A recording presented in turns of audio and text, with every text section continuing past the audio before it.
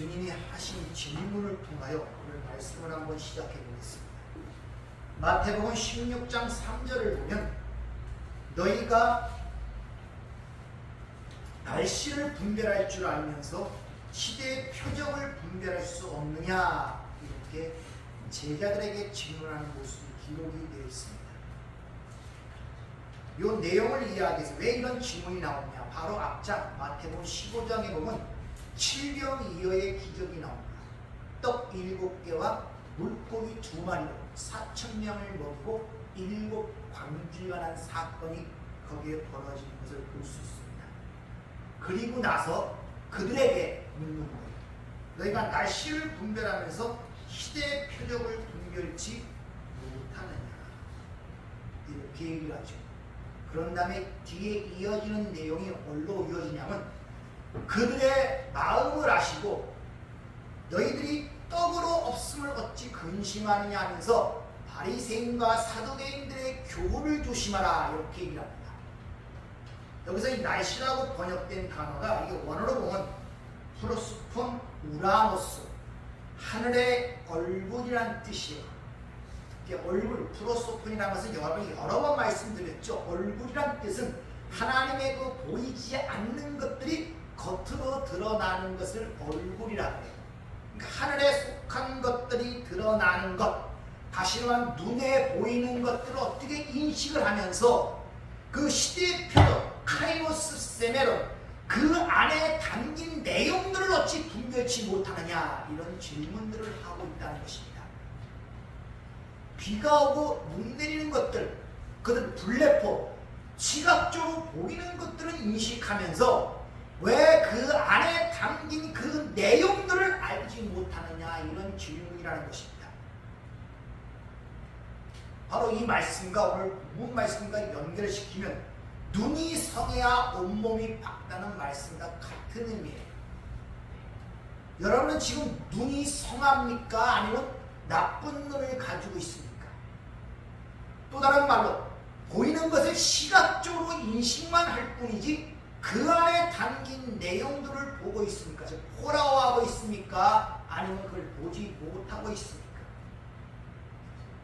이런 것들을 여러분에게 한번 질문을 드리고 싶습니다. 지난주에 드린 설교문을 여러분 읽어오셨다면 아마 아실 것입니다. 눈은 몸의 등불이라 그래요. 여기서 말하는 눈이 뭔가를 설명하기 위해서 등불을 인용하는 거예요. 지금 등불. 그럼 그 등불이 뭔가를 알아야 되잖아요. 계시록 5장 6절을 보면 성소 안에 밝히는 7 등불이 있습니다. 근데 그 등불을 또 뭐라 그러냐면 그것을 7 눈이라고 하고 그 눈을 또 하나님의 영이라 그래요. 성소를 밝히는 등불이 있는데 그걸 눈이라고도 하고 영이라고도 한단 말입니다. 근데 주님이 요한복음 6장 63절에 보면은 내가 너에게 이른 말이 눈이요, 즉 영이요 생명이라고 이렇게 말씀하죠.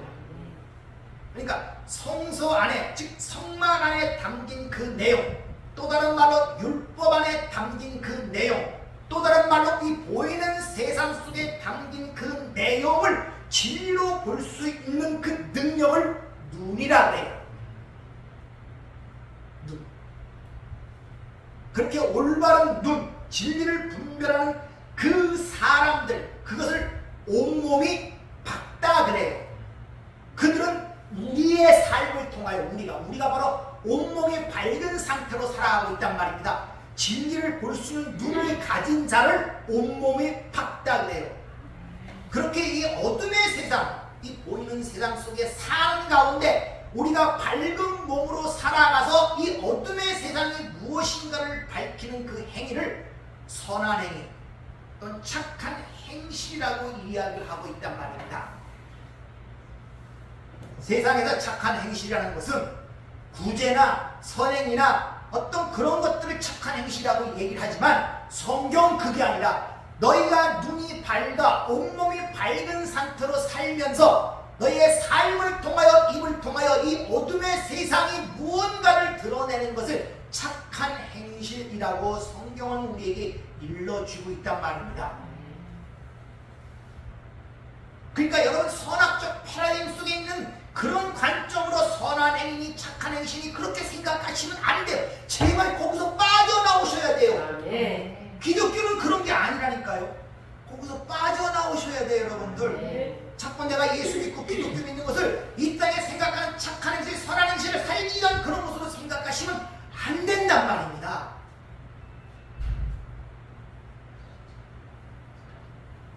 그것을 주님이 왜 시대의 표적을 분별치 못하느냐. 카이로스, 이 보이는 세상, 이 시간, 이 역사 속에 담겨진 그 세메니오, 그 표적을 통하여 그 내용을 알지 못하느냐. 이렇게 우리에게 지금 질문하고 계시고, 왜? 눈이 성해야 보는데 이 눈이 나쁘네.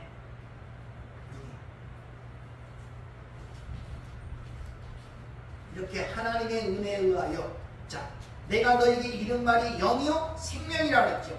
근데 그 영은 눈이라 그러고 등불이라 그럽니다. 밝혀주는 것.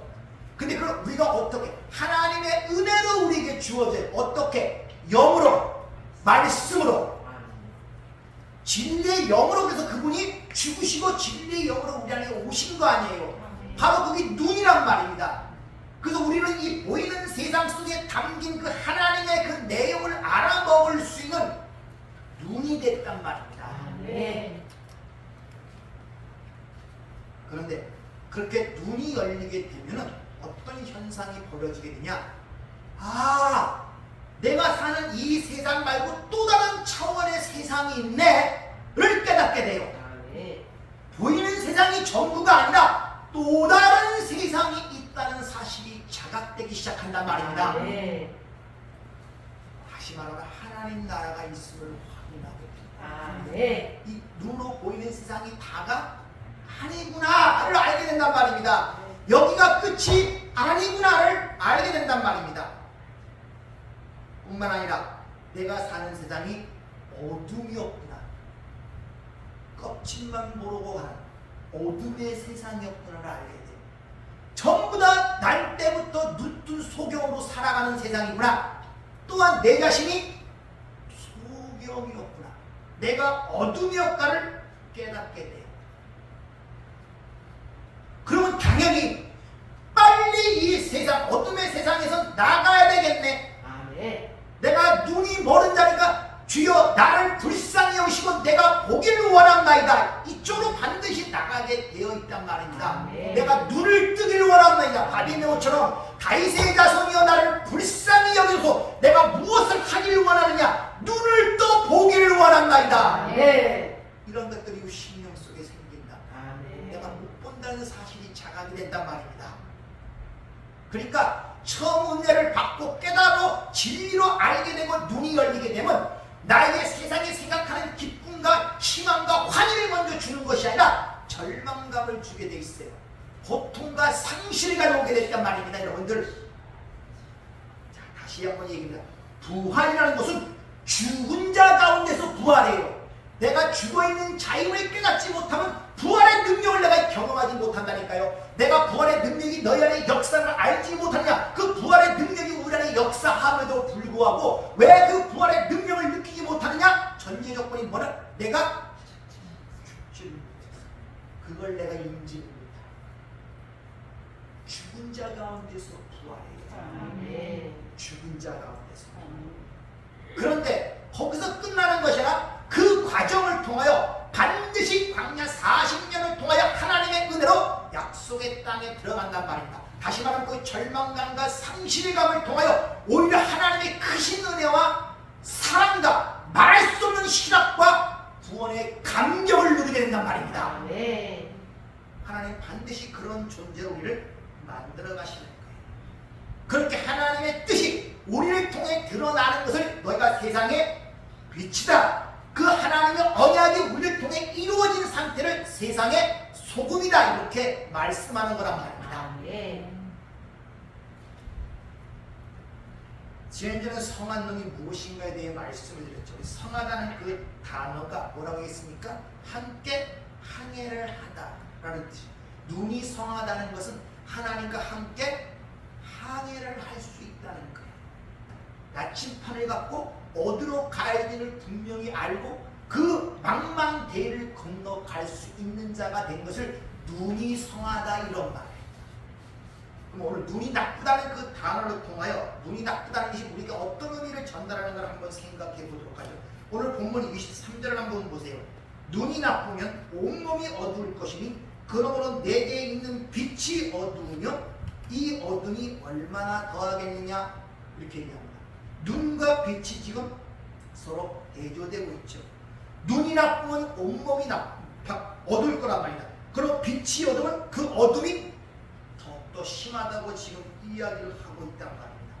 여기서 나쁘다는 단어가 이 포네러스라는 단어가 쓰이는데 사전적 의미가 병들다, 악하다, 또 나쁘다, 사악하다 이런 뜻이에요. 근데 이 포네스라는 단어가 어디서 파생되냐면 포노스, 율법적 수고와 고통을 유발하는 포노스라는 단어에서 나온 게 바로 이 나쁘다는 단어란 말입니다. 그러니까 눈이 나쁘다 하는 그 말은 다른 말로 말씀을 진리, 생명, 영으로 보지 못하고 법으로 보는 그 안목을 얘기하는 거예요. 눈이 나쁘다. 어떤 걸 보는 안목을 눈이 나쁘다 이렇게 하는 거예요. 뭘로? 율법으로 보고 있단 말입니다. 여러분의 오해를 피하기 위해서 성경에서 율법주의 바리새인이 대표로 등장하는 그 율법주의라는 것은 단순히 성경에 얘기하는 몇 가지 항목을 갖고 율법주의가 아니라 인간의 행위의 근본, 인본주의의 모든 근원이 율법주의란 말입니다. 왜? 인간의 행위와 공로와 수고에 의해 그 가치와 판단이 기준이 되는 것이 이 세상의 삶 아닙니까? 그게 율법주의예요. 그게 율법주의라는 것은 기독교 내에서 꼭 몇 가지 항목만 갖고 얘기하는 거라 이 세상이 인본주의 극치 율법주의로 살아가고 있단 말입니다. 왜? 인간의 모든 판단과 기준이 인간의 행위와 그 수고와 노력과 재능에 의해 판단되기 때문에 이 세상이 율법주의란 말입니다. 그것이 그래서 창세기 3장에 네가 이 선악과를 먹으면 네가 하나님처럼 된다. 치명적 뱀의 독을 먹은 그 결과로 이 세상이 이 모양 이 꼴 아닙니까? 그러니까 자꾸 율법주의 하니까 이 성경에 몇 가지 항목 하지 말라 하는 거 그거 지키고 안 지키는 그런 식으로 생각하시면 안 된단 말이에요. 선악의 판단자, 주관자가 되어 선악의 옳고 그름을 스스로 하고자 하는 그 하나님 자리에 앉고자 하는 모든 인간들의 아담의 군상들의 특징을 전부 다 율법주의라고 그렇게 얘기를 하고 있단 말입니다. 여러분 주위에서 여러분의 삶을 파고 여러분의 모든 걸 판단하는 기준이 여러분이 갖고 있는 재능과 재주, 스펙에 의해 여러분의 인격과 모든 게 판단되잖아요. 갖고 있는 재물이 얼마냐, 학교를 어디에 나왔느냐, 잘생겼냐, 못생겼느냐, 춤을 잘 추냐, 노래를 잘 부르냐, 사업을 잘하냐, 못하냐, 그거에 여러분이 지금 판단되고 있잖아요. 이 세상에서. 그게 율법주의란 말입니다.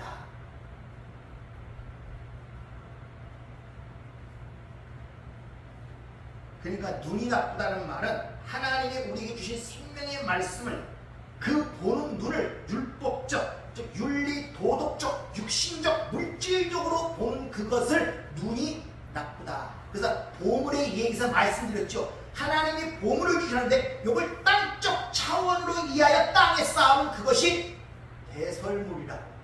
근데 그 보물을 하늘적 차원으로 이해했으면 그는 진리, 생명이 된다고 말씀을 드렸잖아요. 네. 그러니까 하나님이 주신 것들을 어떻게 보느냐, 그걸 안목이라 그러는데 그것을 세상적 차원으로 보는 것을 눈이 나쁘다 이렇게 얘기하는 거예요.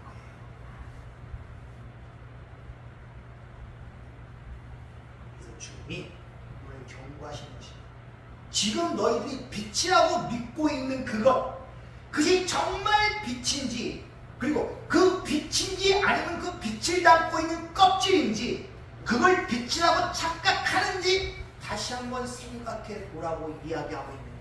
쉬운 말로 너희가 지금 예수를 믿고 있다 그러지? 2000년 죽은 그 예수, 그 껍질을 믿고 지금도 섬기고 있느냐? 그 십자가에 죽은 그 예수가 담고 있는 그 내용을 너희가 갖고 있느냐? 그걸 빛으로 갖고 있느냐? 이걸 지금 질문하고 있는 거예요. 그걸 질문하고 있단 말입니다. 여러분이 믿는 예수가 2000년의 십자가에 준 그 십자가에 달린 그 보이는 예수, 그걸 지금 예수를 믿는다고 생각하고 계십니까? 그 안에 안에 담긴 내용을 여러분 갖고 계십니까? 그 진리. 그래서 한번 그걸 돌이켜보라고 지금 오늘 우리에게 교훈. 눈이 성하면 온몸이 밝을 것이지만 눈이 나쁘면 온몸이 어두워. 그 빛이 어두우면 네 어둠이 얼마나 크겠느냐, 얼마나 수고하고 노력하고 이 땅을 살아가겠느냐, 율법적 수고와 악재에 눌려갖고 숨을 헉헉 쉬지도 못하면서 그 길을 걸어가겠느냐. 지금 이걸 질문하시고 있는 거예요.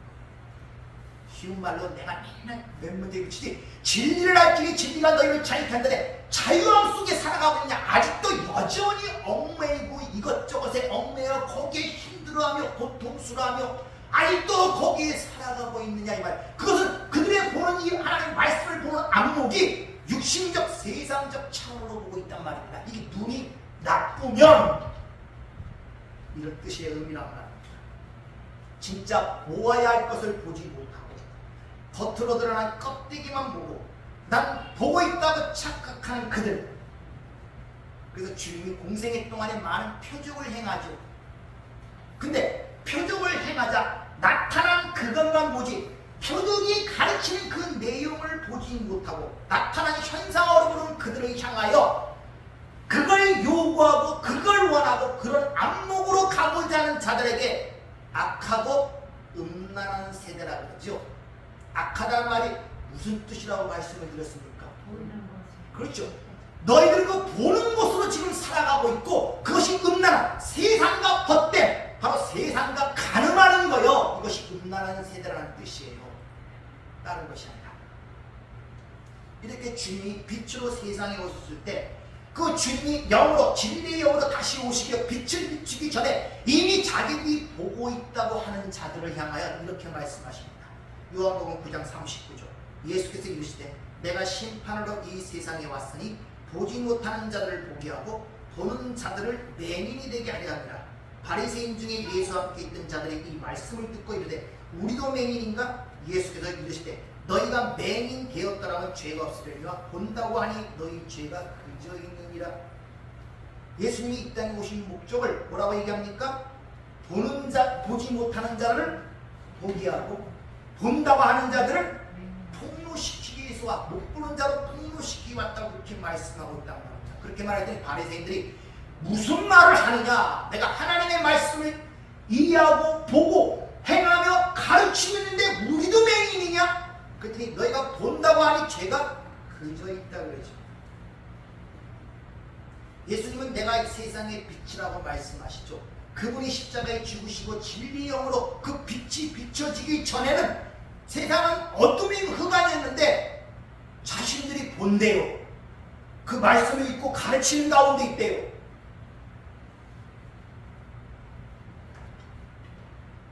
이들을 지금 우리가 말하는 산상수 마지막 구절에 바로 그 얘기죠. 내가 주의 이름으로 표적도 행, 기적도 행하고 주의 이름으로 가르쳤나이다. 이 불법을 행한 자들아 나를 떠나라 그러죠. 무슨 말입니까? 하나님의 말씀을 법으로 보는 거예요.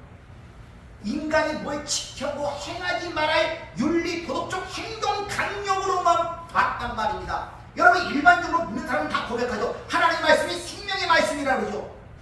하나님의 말씀이 인간이 뭐 행위 이것저것 하라는 그런 가르침 정도로 생각하고 있다니까요.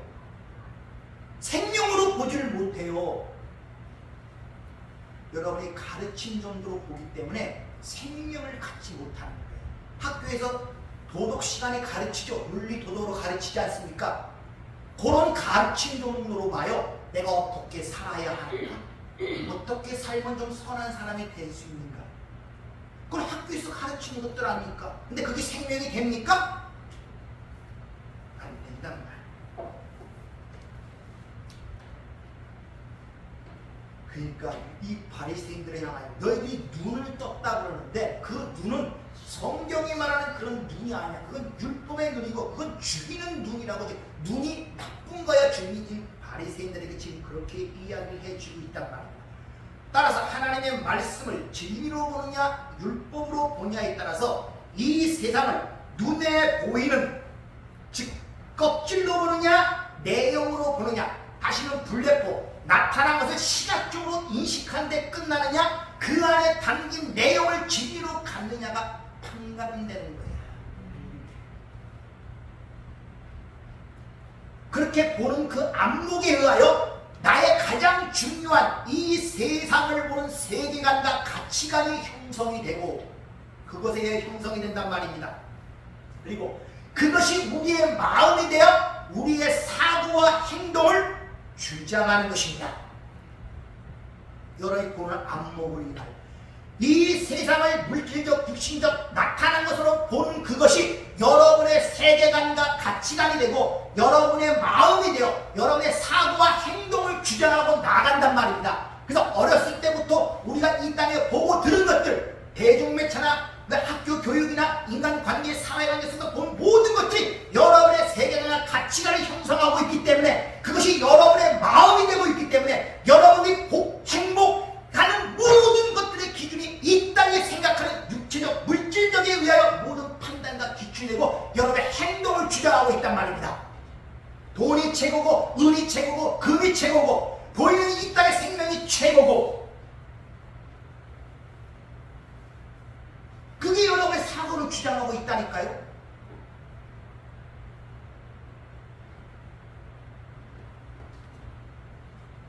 그래서 오늘 그 본문 말씀 끝에 바로 두 주인이 등장하는 거예요. 니들이 어떻게 보느냐의 그 안목에 따라 주인이 결정된단 말입니다.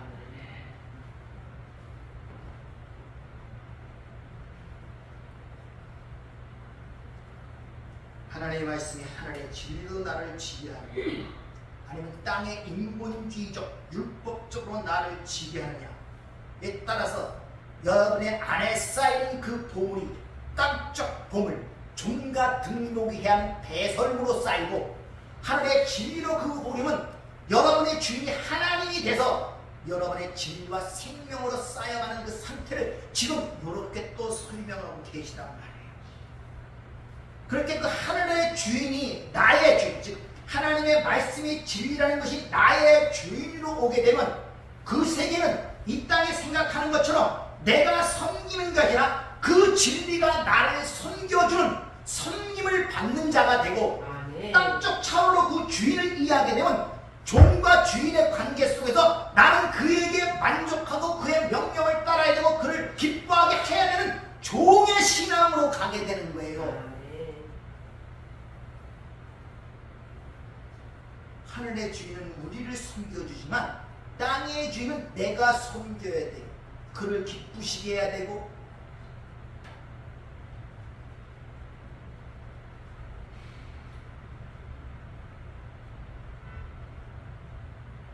그러니까 땅의 주인을 즉 율법의 종으로 사는 자들은 그 의, 선, 판단 기준에 분명한 상벌이 있잖아요.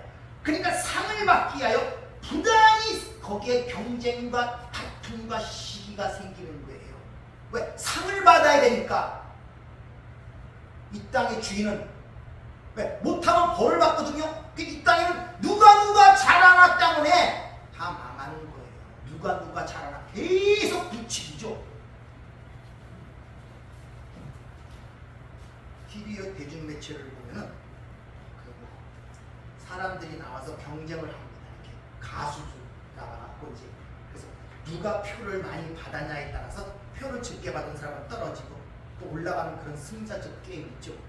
이 사람이 진짜 음악적 재능이나 그 개성보다도 밖에서 관중이 표를 많이 찍어줘야 그 사람이 1등이에요. 아무리 자기 잘해도 소용없어요. 표에 의해 결정되는 거예요. 이 세상이 지금 그렇단 말입니다.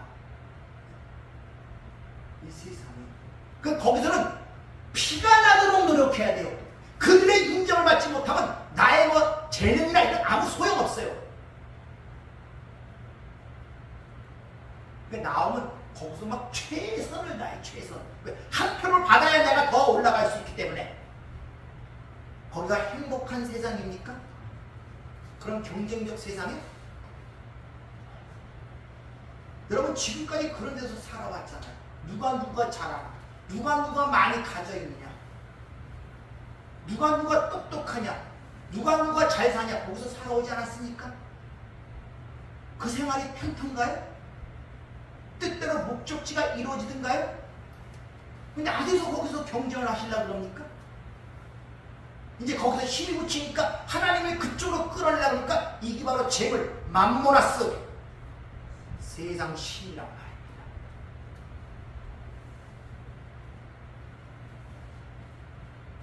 그래서 오늘 본문 24절, 두 주인을 섬길 수 있는 존재는 아무도, 니들은 하나님의 말씀에 의하여 섬김을 받는 존재가 되든지 반대로 너희가 율법 안에서 그의 네 수고와 노력으로 그를 섬겨야 하는 존재가 되든지 둘 중에 하나가 되는 수밖에 없다는 것입니다. 근데 주님이 오늘 말씀을 통해서 보면 인간에게는 하늘과 땅의 주인을 동시에 섬길 수 있는 능력이 전혀 없다는 이 말은 그 말씀의 진정 그 안에 담긴 내용은 정확하게 표현한 모든 인간은 땅을 주인으로 섬길 수밖에 없는 운명이다, 이런 말이에요. 니들이 선택권이 있다. 하나님을 섬기든지 재물을 섬기든지 둘 중에 하나 섬겨. 이것이 선택권을 던지는 것이 아니라 능력을. 너희는 태어날 때부터 땅의 주인을 섬기도록 하는 운명으로 태어났다.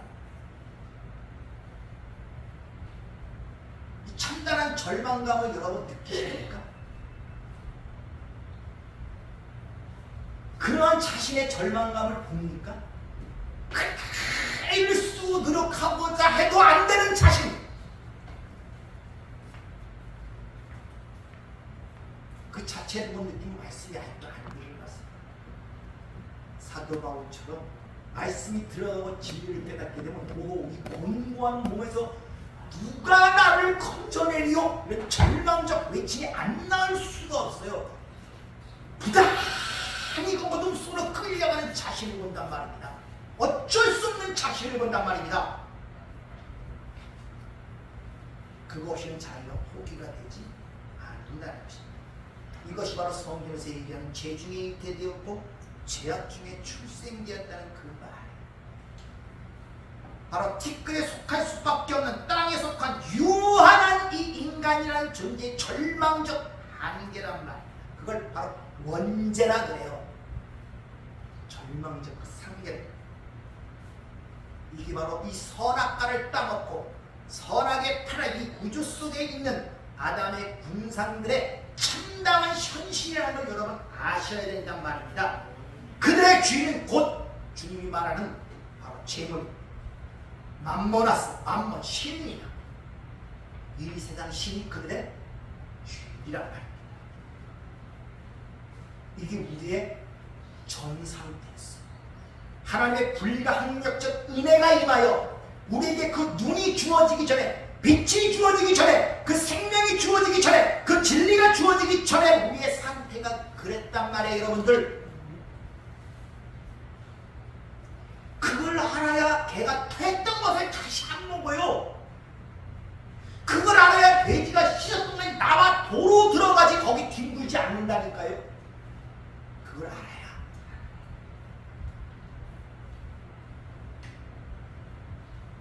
이렇게 하나님께서 택한 백성들에게 불가항력적 거부할 수 없는 은혜가 그에게 주어지게 되면 거기서 어떤 현상이 일어나느냐. 우리가 이 땅에 생각하던 그 왕의 개념이 완전히 바뀌어요. 왜? 세상의 왕은 내가 섬겨야 할 신이에요. 내가 복종해야 할 신입니다. 그의 요구하는 것, 원하는 것, 그를 만족하게 해주고 기뻐하게 해줘야 돼. 부지런히 먹이를 먹으다가 그분을 살려야 하는 게 이 땅의 왕이란 말입니다. 그게 우리의 현실이었단 말입니다. 근데 이 하늘의 왕은 반대로 나는 가만히 있는데 그분이 섬겨주며 와서 긍휼과 사랑으로 우리를 끊임없이 섬겨주는 그 왕을 깨닫게 될 때 어찌 영접지 아니할 수가 있겠습니까? 네. 그 주인을 영접하자. 그 주인이 우리에게 그 생명을 선물로 주신단 말이야. 네. 그렇게 그 생명을 받은 자들은 그 영원하신 우리의 이 사고와 생각으로 상상할 수 없는 그 창조해 주신 그 하나님, 그분이 피조물 속에 이 어둠의 영역 속에 들어와서 우리에게 눈을 열어 사랑을 보게 하고 계시의 말씀을 통하여 그 하늘의 영광을 보게 한단 말입니다. 그럴 때 양면성이라는 거예요. 내가 이 땅에 의지하던 것들을 사도 바울처럼 배설물처럼 여기는 그런 상황이 벌어진단 말입니다. 비로소. 그래서 여러분 이 땅에 묶인 곳으로부터 하나하나 나오는 거예요. 네. 여러분의 육신의 생명이 다할 때까지. 그걸 모르고 세상에 온갖 끈을 갖고 자기를 묶어둔 사람은 이 세상의 육신의 생명이 끝날 때 몸부림을 치는 것입니다. 하나하나 끊기가 너무 힘들어. 더 살고 싶고 더 가지고 싶고, 그러니까 발부둥치, 무섭고 두렵고 공포스러워. 자기 힘으로는 어쩔 수가 없는데 자꾸 끊겨져 나가잖아요. 그 내가 생명줄로 잡고 있던 그 이 세상의 끈들이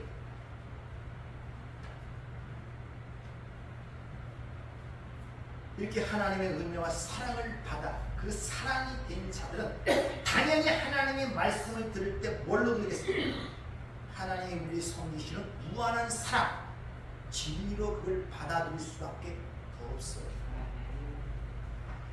여러분 인간 관계 속에서 잘 보세요. 마음이 불편하면은 뭔 말을 해도 그것이 어떻게 들립니까?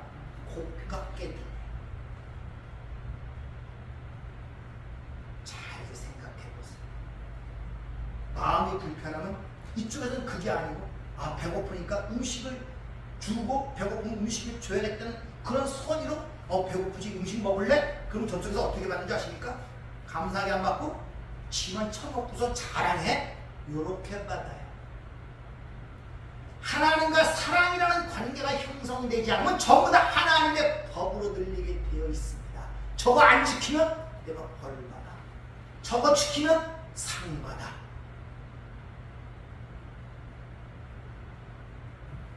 그래서 지식적으로 신학적으로 아는 이 신학 박사들 5명을 키웠더니 다 4명이 하나님을 안 믿어요. 예수를 지식적으로 아는데 뭐가 없습니까? 사랑이라는 관계, 믿음의 관계가 없습니다. 하나님에 대한 사랑을 이해하지 못하고 그 믿음이라는 것을 갖지 못하면 아무리 신경 66구를 딸딸딸 외우고 있어도 전부 다 껍질만 하는 거예요. 바리새인들처럼. 그러니까 바리새인들의 주님이 무슨 말만 하면은 시비를 붙는 거예요. 그 하나님의 사랑을 가져본 적이 없어요. 제사를 좀 우리는 벌을 받고 하는 그 생각만 법으로만 잔뜩 갖고 열심히 지키고 있었기 때문에 평생을 거기에 헌신하는데 그건 아무런 소용이 없다 그러니까 왜 죽이고 싶은 마음이 없겠어요. 남들 보기에 칭찬을 받고 그렇게 살아와요. 한순간에 부인해도 말이 안 되죠. 그런데 눈이 나쁜 자들은 당연히 하나님의 말씀을 뭐로 듣겠습니까? 율법적으로 듣는 거예요. 인간적 관계 속에서, 인간의 관념 속에서 주인과 종의 관계로 이해하게 된단 말이에요. 저는 높으시고 강하시고 능력 있는 분이고 나는 아무런 신이 없는 분. 그 말씀에 순종하고 그분을 복종하고 그분을 기쁘시게 하고 그분을 부지런히 섬겨야 뭘 얻어먹을 수 있고 그분의 도움을 받을 수 있다는 생각. 그렇게 하나님의 말씀을 선악 구조 속에 인간이 지켜야 윤리, 도덕적, 사회, 법적, 인간의 행동 강령으로 받아들이는 그런 그 하나님을 이 땅의 왕으로 격화를 시켜버리는 거예요. 피지배와 지배의 관계로 형성이 됩니다. 그 하나님이 오해돼서 세상의 임금으로 격화를 시켜놓습니다. 그리고 그 세상 신이 사는 그 성전을 껍질로 보니까 거기에 항상 임금부하러 치장하기를 좋아합니다. 그래서 일반 종교들 보면 무조건 크게 만들고 금으로 갖다 뒤씌우죠. 요새 교회도 마찬가지 않습니까? 크게 만들고 뒤씌워요. 시원찮아요. 그리고 그것이 성령의 역사입니다. 이렇게 일하는 거예요. 전부 다 그걸 보고 살아가던 자들은 주님이 여기 계시네. 그렇게 되는 거예요. 미혹하는 자들은 같은 안목으로 같이 보고 있으니까 같은 시야로 보니까 글로 끌려갈 수밖에 없단 말입니다. 주님이 이 땅에 성전을 헐라고 했는데 그때 얼마나 큰 이 땅에 예배당을 저렇고 하나님께 봉헌한다고 자랑을 했습니까? 성전이 너희를 알지 못하냐 얘기를 하는데 자신은 성전인지 모르며 진짜 성전은 성전인지 모르며 자기는 온갖 부패하고 취약함으로 담겨있는 자신을 모르면서 진짜 성전을 모르면서 밖에 보이는 나타난 그것이 성전인 줄 알고 그것을 또 열심히 은근부하로 치장하는 형태. 그것은 우리 신앙생활과 마찬가지다. 겉으로 단 걸 치장하려고 하지 마세요. 속이 중요해요. 내부가 중요해요. 뭘 담고 있냐가 중요하다.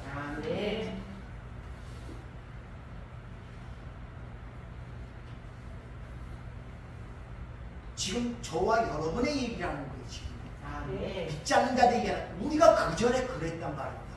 근데 그 안으로 하나님이 그 고통의 영역 안으로 그 어둠의 영역 안으로 하나님이 뚫고 들어오신 사건을 성육신이라고 합니다. 말씀이 육신의 우리 가운데 거하셨다는 거죠. 그렇게 그 말씀, 그 진리가 우리 안에 들어옴으로 말미암아 우리가 새로운 영역으로 참여하는 자가 됐단 말입니다. 그래서 야고보서 1장 18절에 보면 그가 피조물 중에 우리를 한 천열배를 되게 하시려고 자기의 뜻을 따라 진리의 말씀으로 우리를 낳으셨는가 이렇게 얘기하죠. 우리를 낳은 것을 뭐라고요? 진리의 말씀. 요한복음 1장 1절에 뭐라고 얘기합니까? 그 말씀이 곧 하나님이라 얘기하죠. 그래서 말씀을 생명의 말씀으로 말씀을 생명이라고 얘기하고 있단 말입니다. 여러분이 어떻게 살고 안 살고 그런 가르침과 윤리 도덕적 그런 걸 가르치는 가르침이 아니란 말입니다. 생명이란 말입니다. 근데 그 생명이 우리 안에 들어왔단 말입니다. 그 생명이. 근데 그 생명이 여러 번에서 활동을 해야 되는데 눈이 나쁘니 그 생명을 보아도 그 보물을 두고 자꾸 땅적 차원으로 세상적 안목으로 자꾸 안에 갖다 쌓아놓으니 이게 무슨 힘을 발휘해요? 종가 등록이 해야 하는 배설물에 불과한 것인데 그러니 신앙생활이 네 가지가 없는 거예요. 힘이 없는 거예요. 그냥 주일날 한번 나와서 참석하는 걸로 만족하는 거예요. 눈에 보이는 형태 그냥 그걸로 만족. 찬송가 한번 부르고 기도 한번 하고 그 종교적 겉으로 보이는 행위가 예배고 그것이 기독교고 예수를 믿는 줄 착각하면서 살아가고 있단 말입니다. 스스로도 마음도 만족치 못해요. 뭔가는 불안하고 뭔가는 답답하고 뭔가는 꼭 화장실에 들어가서 뭐 뒤를 안 닦았다는 그런 뭐 얘기처럼 뭔가는 좀 미지근하고 그래요. 근데 그게 뭐냐고 알려고도 생각하지 않냐고 고민하지도 않고 그것 때문에 붙들고 늘어지지도 않고 왜? 이 땅의 것들이 너무 나를 엄습하는 가운데 생각할 여지를 안 주는 거야.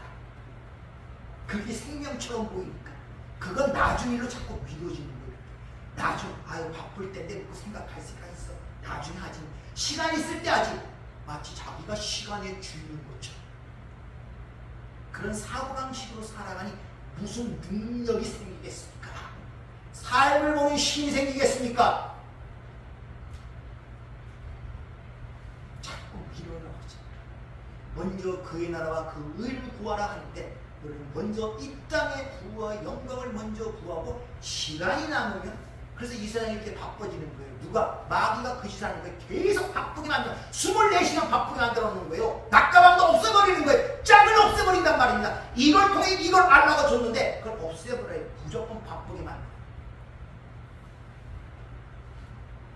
그래서 여러분이 보는 것도 다 바쁘게 만들어. 여러분이 이 교회를 떠나서 당장 저녁 때부터 나가서 세상에 여러분에게 하나님을 얘기하려는 구석이 있습니까? 여러분의 인생을 생각하게 하는 그런 구석을 줍니까? 그런 거 생각하게 해줘요? TV를 틀면은 옷, 귀걸이, 어디 놀러 가는 것 그래서 인간의 욕망을 자극해 감추다가 계속 주고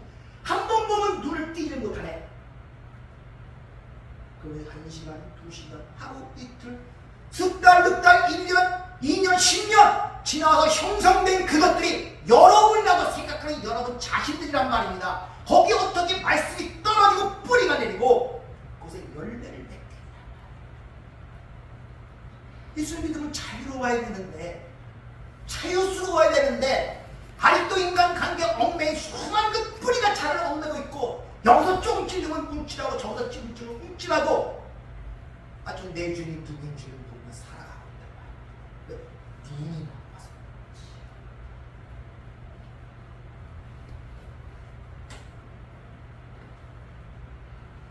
그러니까 오늘 이 하나님과 재물을 겸하여 섬기지 못하는 이 재물이라는 단어가 맘모났습니다. 이게 맘몬신이에요. 단순히 물질적 그런 것만 가리키는 것이 아니라 인간의 본질적 욕망, 그 탐욕, 그걸 축약한 개념이며 인간이 만들어낸 가짜신이란 말입니다.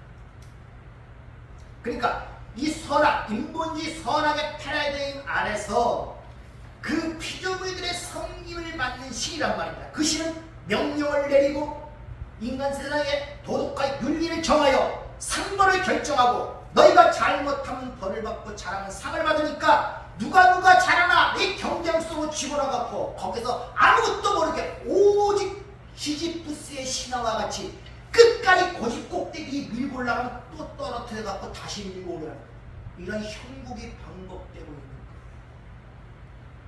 도대체 여러분의 가치가 누구의 지금 결정됩니까? 네? 여러분 누구의 결정되는 거예요? 여러분의 가족들이 당신 뭐 이런 거 그거에서 여러분의 가치가 결정됩니까? 여러분이 갖고 있는 재물에 여러분의 가치가 결정됩니까? 자식이 잘 됐냐 못되냐 가치가 결정됩니까? 어디서 가치를 찾고 있는 거예요? 여러분 자신의 가치를. 그것이 없으니 우유부담이 되는 것입니다. 내 정체성이 확실하지 않으니 여기서 파도가 밀려면 실려가고 저기서 파도가 밀려면 실려고 창수가 안 하고 바람이 부는데 이놈은 말씀의 토대가 쓰지를 못하니 쓸려 내려갔다가 다시 우뚜기처럼 또 세우면 또 쓸려 내려갔다가 이런 일을 반복하고 있단 말입니다.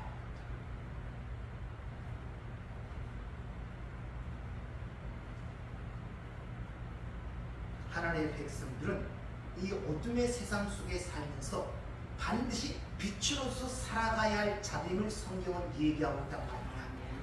그런데 아직도 여전히 세상적 구조 속에 매몰되어서 그것들의 지배를 받는 사람이 되면 안 된다는 거예요.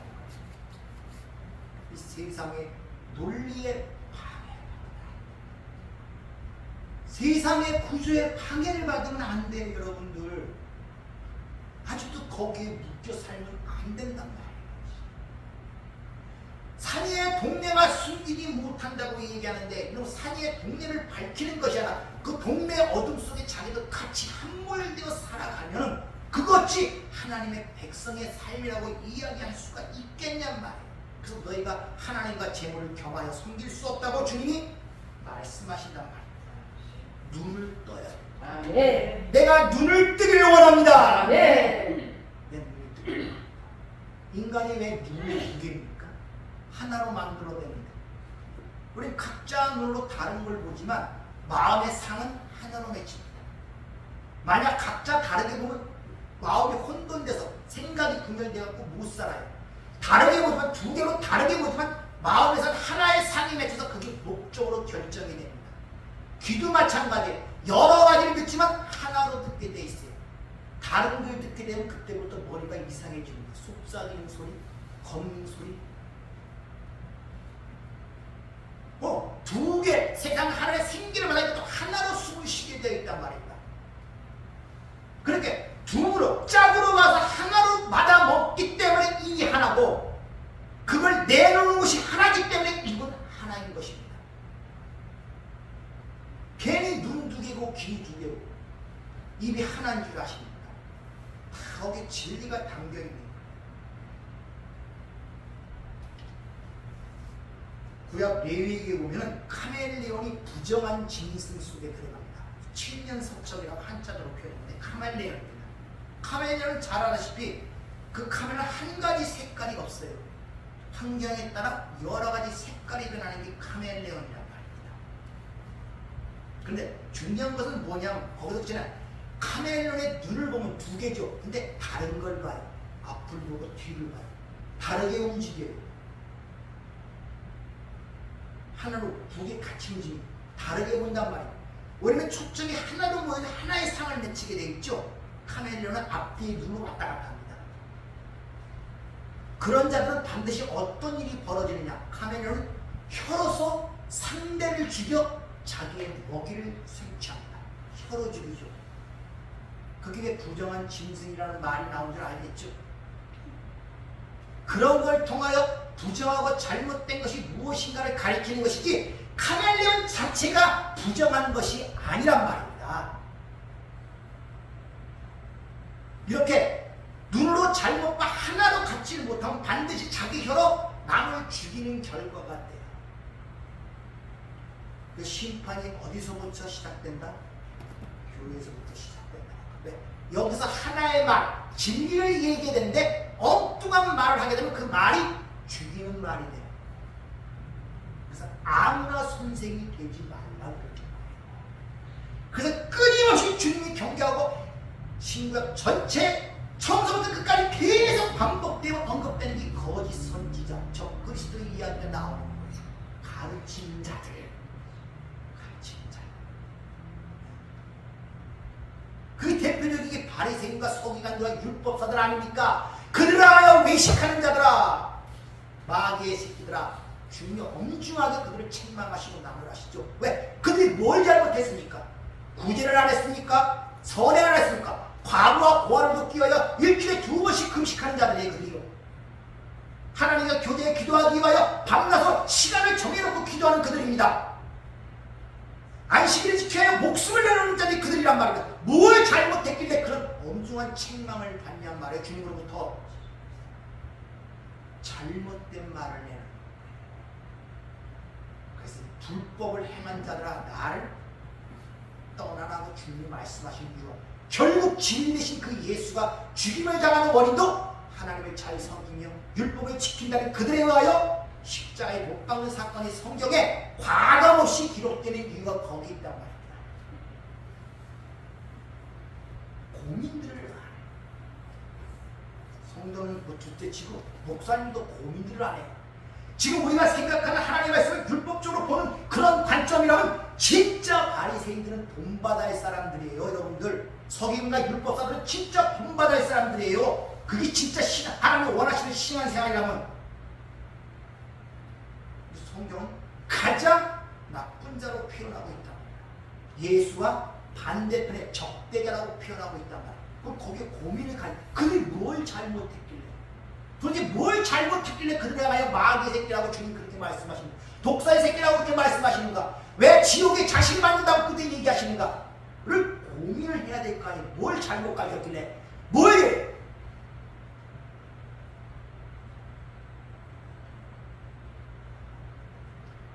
이같이 두 눈으로 하나를 보지 못하는 자들은 반드시 상대방을 죽이게 되어 있다는 것을 그 7절 카멜레온의 이야기를 통하여 우리에게 전달하고 있다는 것입니다.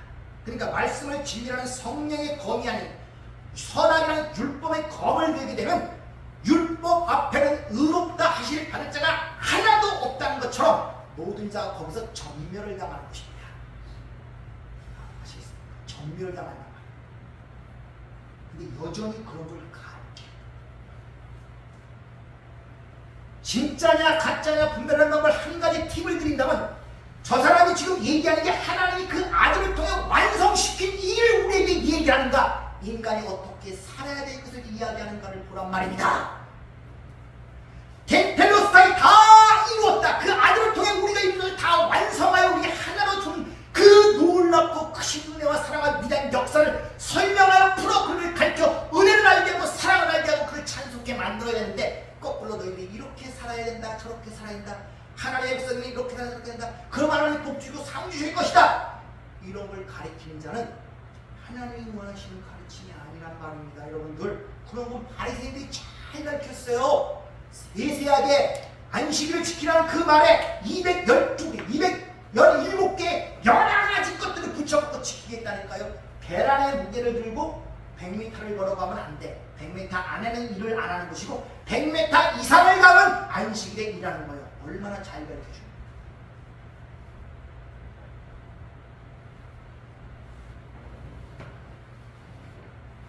여러분들 주의하셔야 돼요. 어떻게 듣는가를 주의하셔야 돼요. 어떻게 듣는가. 뭘 듣는가.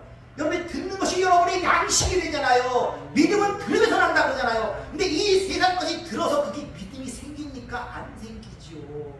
그게 양식이 됩니까? 썩을 양식이 되죠. 그래서 어떻게 보면 제 욕심이기도 하지만 그래서 제 설교문도 블로그에 올려놓고 전번 거를 또 안 볼까봐 카톡에 올려서 요약을 해갖고 또 읽고 그런 걸 또 올리고 사실 너무 귀찮아요. 아이 해봤자 소용도 없는데 할까 때려칠까 그런 생각이 들었어요. 사실 올려놔야 뭐 매일 읽지도 않고 사실 뭐 관심도 없는데 나만 애쓰고 뭐 그래서 뭐 됩니까 하나님? 하나님이 가르쳐 주셔야 되죠. 아이고 나도 힘들어서 못 해먹겠습니다 이제 이런 생각이 들 때가 있었습니다.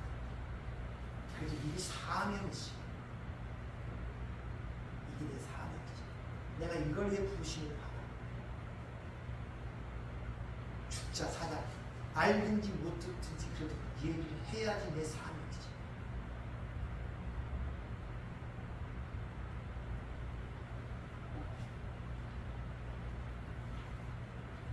하나님의 말씀으로 보지 못하고 그것을 저주받은 형, 즉 율법적, 인본주의적, 세상적 땅의 차원으로 그 말씀을 받아서 그를 자기 양식으로 삼는 자들은 그것은 썩을 양식이기 때문에 자기도 죽을 뿐만 아니라 입에서 그를 전해주는 그것을 위하여 상대도 죽인다는 사실을 주님 우리에게 엄중하게 말씀을 하고 있단 말입니다. 따라서 여러분이 말씀을 들을 때 세상 어떤 것처럼 어디 가서 위로나 받고 그래 세상이 힘들어 그럼 하나님이 또 도와주실 거예요. 하나님이 널 위로하실 거예요. 다 그런 거예요. 그런 위로나 격려를 받고 싶으면 차라리 교회보다도 심리학자나 그런 데 찾아가시는 게 훨씬 편해요. 여러분 자존감 살려주고 칭찬해주고 여러분의 가치를 부여해주고 그런 영역. 그럼 나가면 또 와서 또 받아. 마약을 먹는 것 같아. 계속 이 사입의 특징 떠나지는 못한 그 마약을 한번 먹으면 밖에는 죽겠거든요. 몸으로도 비슷한 사람들이 위로하고 하니까 거기가 좋단 말이에요. 그리스도의 군사 군대가 우리를 계수하시는데 군대가 아니라 그건 노숙자. 싸우질 못해. 눈이 나쁘다는 말은 다시 한번 하나님의 본 말씀을 보는 안목을 얘기하는 거예요. 그 말씀을 이 세상의 육적 땅적 차원으로 그걸 가진 그런 안목으로 보게 되면 그 안목이 여러분을 주장하는 세계관과 가치관을 형성해주고 그거에 의해 여러분의 사고방식이 형성이 되며 그거의 행동 양식이 드러나게 되어 있습니다. 그래서 화토 잘 치는 사람은 그렇게 드러나게 아버지가 화토 잘 치는 자식도 장이 모르게 거기에 젖어 들어가게 되어 있고 술 잘 마시면 자식도 술 잘 마시게 되어 있어요. 그것이 그 삶을 지배하게 되어 있다니까요. 그래서 여러분들은 하나님의 말씀을 근거로 하여 내가 오늘 여러분에게 비춰주는 거예요. 비춰준단 말이에요. 네, 성경은 당신의 백성들을 향하여 하시는 말씀이지 믿지 않는 불신자를 향하여 하는 말이 아님을 여러분들 아셔야 돼요. 그들은 아무리 얘기해도 그 안에 그 영이 없기 때문에 알아먹지도 못할 뿐더러 보지도 못해요. 여러분들에게 오늘 이 말씀을 통하여 여러분이 눈이 성한가 눈이 나쁜가의 의미를 알아. 지금 내 신앙생활과 내 삶을 비춰볼 때 내가 사고방식과 내 행동 양식이 나타나는 걸 볼 때 내가 어떤 눈을 갖고 있는가를 검증할 수가 있어야 된단 말입니다. 그걸 검증할 수가 시편 119편 11절에 보면 내가 주께 범죄하지 아니하려 하여 주의 말씀을 내 마음에 두었나이다. 바로 그 말에 범죄라는 것은 죄가 드러나는 걸 해결해야 돼. 행동 양식이 드러나기 전에 뭐가 있다고요? 내 안에 내 사고를 지배하는 세계관과 가치관이 있단 말이에요. 근데 그러니까 범죄하지 않기 위해서는 그 세계관과 가치관이 달라야 되네. 그래서 말씀을 내 안에 두었나이다. 이렇게 지금 시편 기자는 이야기를 하고 있는 것입니다. 네. 세상 바쁠 거 하나도 없어요. 자식들 내버려도 잘 커가. 네. 믿고 맡겨두세요. 네. 애절스럽게 그거 하지 마시고. 응? 그런 인생 수많이 살아왔어요. 그거 갖고 내가 여러분들은 여러분의 자신을 통하여 생명의 말씀을 갖고 생명을 주는 자로 살아가야 돼요. 네. 여러분 살아가는 자신에게 그 생명을 줘야 되지 않습니까? 네. 여러분 사랑하는 이웃에게 그 생명을 줘야 되잖아요. 그거 왜 무엇이 급하냐 말해. 무엇이 도대체 무엇이 하나님의 말씀을 잘 비춰보세요. 저는 여러분들에게 약을 줘서 나치를 시켜서 고통을 없애려고 하는 것이 아니라 고통의 원인을 무엇인가를 알기 위해서 메스를 들고 여러분의 살을 찢고 그걸 도려내고 있단 말입니다. 아프지만 도려내야 그것이 없어져요. 네. 도려내야 여러분들. 네. 왜 자꾸 순간적인 진통제나 먹어서 없앨 생각을 하지 마세요. 상황이 악화된다니까요. 그러니까 들 때 찔리고 아픕니까? 거기 여러분 수술할 자리란 말입니다. 네. 그래서 우리도 지압을 할 때 꾹꾹꾹 누르죠. 근데 유독 아픈 자리가 거기 바로 지압할 자리예요. 그래서 거기를 갖다 꾹꾹 몇 번 누르고 나면 이상하게 그때는 아픈데 하고 나면 거기가 풀려. 몸이 시원한 것들을 여러분 삶 속에 체험하지 않습니까? 우리가 말씀을 들을 때 아프고 힘듭니까? 아, 이것이 바로 고지점이구나. 거울로 삼아 여러분의 삶의 변화가 있기를 주의로 부탁을 드립니다. 네. 은혜롭고 자비로우신 아버지 하나님, 하나님의 말씀은 예리한 검과 같다고 말씀하십니다. 그러나 내가 들고 있는 그 검이 아니라 주님이 주신 그 검을 내가 들어야 됩니다. 네. 성령의 검, 말씀의 검, 그 검이 양날이 서 있습니다. 먼저 나를 수술하게 하옵소서. 네. 나의 부족한 부분들, 잘못된 것들을 찍어내고 잘라내게 하소서. 네. 그것이 고통스럽고 힘들지라도 그것이 사는 일이기에 기쁨으로 감당할 수 있는 저희가 되게 하시고, 네. 그런 생명을 통하여 그 생명을 남에게 전할 수 있는 진정한 믿음의 사람이 될 수 있도록 저희들을 축복하여 주시옵소서. 네. 예수님